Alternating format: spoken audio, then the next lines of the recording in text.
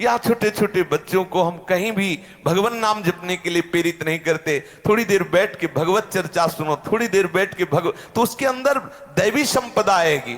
हम गंदे दृश्य दिखाएंगे, आपस में सावधानी नहीं रखेंगे, गंदी बातें करेंगे तो संस्कार बन रहे हैं, वही आगे चल करके आसुरी भाव को प्राप्त हो जाता है। बच्चों को कैसी कैसी बातें सिखाई जाती, तभी उनका जीवन अमंगलमय हो जाता है, अपवित्र हो जाता है।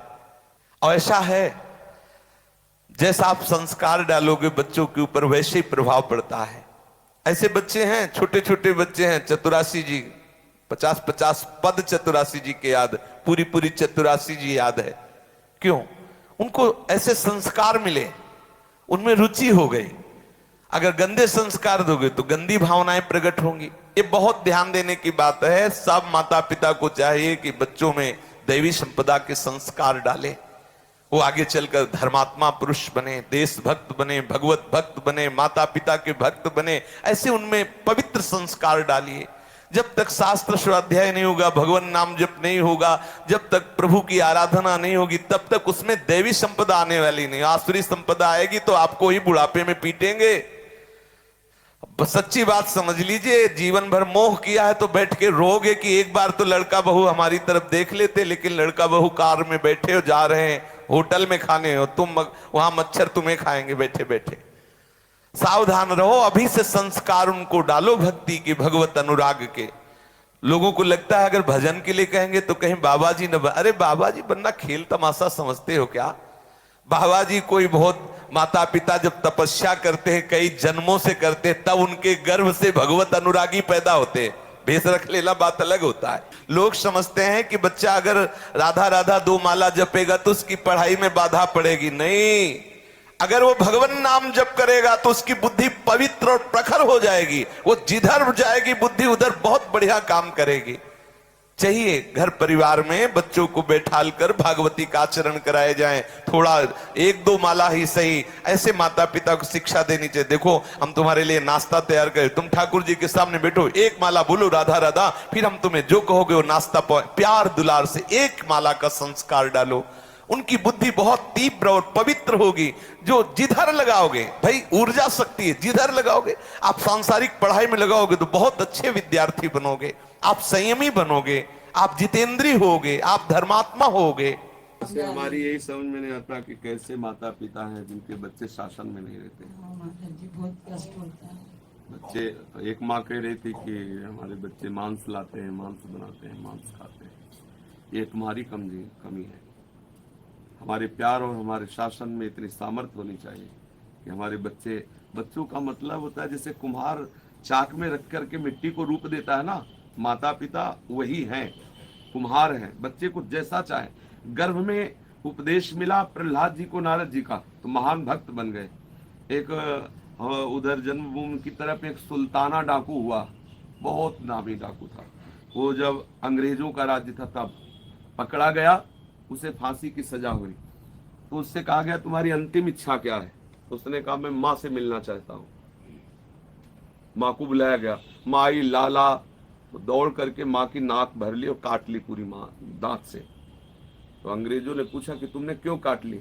बोले जिस समय हम स्कूल में जाते थे एक पेंशन चुराई थी, अगर उसी समय माँ थप्पड़ मार देती, कहती है बहुत गलत कार्य है, तो मैं आज फांसी पे न चढ़ता। मेरी माँ ने कहा बढ़िया, भले ले आए, लिखने के काम आएगी। मेरा उत्साह बढ़ा और मैं डाकू बना और आज मैं फांसी में चढ़ा, उसका कारण मेरी माँ है।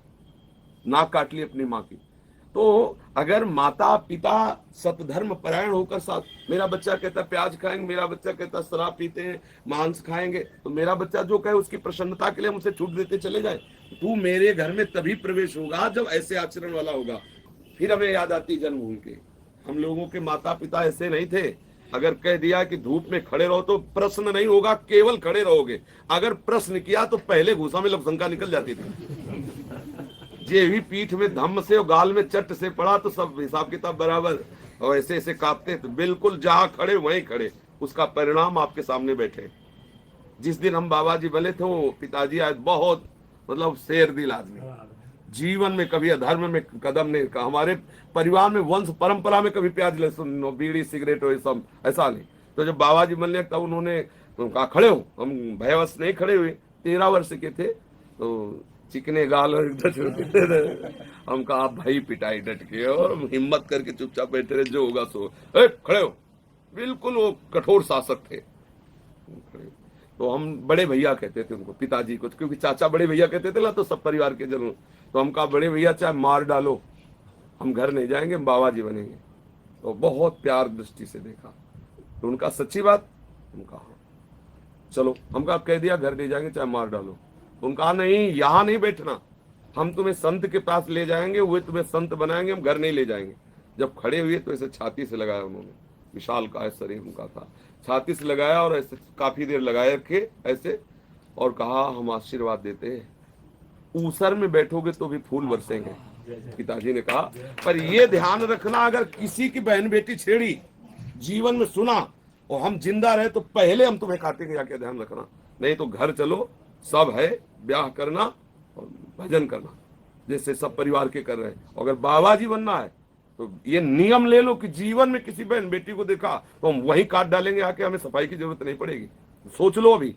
हम कहा जीवन में तुम्हें कभी शिकायत नहीं मिलेगी। ले गए, जो गुरुजी ने हमें स्वीकार किया, उन गुरुजी से संत जनाते रहते थे, तो उन्होंने जे देखा तो पिताजी से कहा कहो पांडे कैसे आए, पांडे परिवार में जन्म हुआ। बोले स्वामी जी लड़का कहता है हम भजन करेंगे। तो आई तरह देव बोले क्यों रे भजन करेगा? हम कहा हाँ महाराज जी भजन करेंगे। बोले एक हफ्ता छोड़ दो, एक हफ्ता में तब घर भाग आएगा या हम एक हफ्ता में दीक्षा देंगे। एक हफ्ते उन्होंने हमारी कड़ी परीक्षा ली और बड़ी कठिनता की सब सेवा और डांट फटकार सब। एक हफ्ते बाद घर सूचना भिजवा दी कि ये संत बन जाएगा, और उन्होंने दीक्षा दी। और ऐसा अगर माता पिता शासन में बच्चे को न रखे और छूट दे दे तो वही तो चोर बनते हैं, वही गंदे आचरण वाले बनते हैं। ऐसा कैसे कि हम अपने धर्म को भ्रष्ट कर दे, माता पिता अपने धर्म को नष्ट कर दे बच्चे की प्रसन्नता के लिए। हमें तो ये बात समझे में नहीं आती। आपके बच्चे हैं और आपकी अनुमति के बाहर, ऐसा हमारी समझ में, क्योंकि हम ऐसे परिवार में जन्मे कि वहां अनुशासन ही जीवन था। और जिस देश में अनुशासन नहीं, जिस ग्राम में अनुशासन नहीं, जिस परिवार में अनुशासन नहीं, निश्चित वहां धर्म ही वास करता। धर्म कैसे, अनुशासन एक मतलब आप देखो, अगर अपने राज्य में अनुशासन न हो तो भ्रष्टाचार फैल जाए। अनुशासन सबसे बड़ी सामर्थ्य है। तो इतना मृदु अनुशासन तो होना चाहिए कि बेटा ये गंदी वस्तु है, संतजन मना करते हैं, ठाकुर का भोग नहीं लगता। जब ठाकुर नहीं पाते तो बेटा तुम कैसे पाओगे? अगर हम प्यार दुलार से समझाएं तो बच्चे समझ सकते हैं, नहीं तो अपने प्रेम का हक है कि ठीक है अगर तुम वो पाओगे तो हम घर में नहीं बनाएंगे, बाजार से पाओ, और देखते हैं कितने दिन बाजार से पाओगे। हम तुम्हें प्यार नहीं करेंगे अगर तुम प्याज पाओगे, मांस पाओगे, शराब, ये सब हम ऐसा। तो वो शासन एक होना चाहिए।